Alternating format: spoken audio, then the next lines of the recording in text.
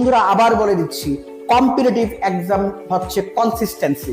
Consistency না থাকলে competitive exam crack করা যায় না। ডিসিপ্লিন আর কনসিস্টেন্সি মেইন।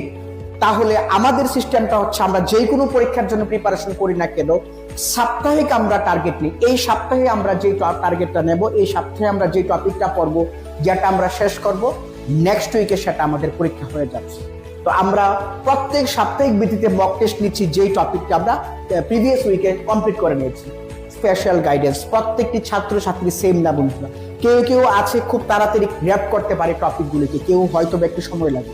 যেই সমস্ত ছাত্রছাত্রীদের একটু টাইম লাগে, তাদেরকে আমরা 1-to-1 গাইডেন্স, স্পেশাল গাইডেন্সের মাধ্যমে আমরা আবার বুঝে দিচ্ছি। মেইন ক্লাস তো করতে পারবে, কোনো প্রবলেম নেই।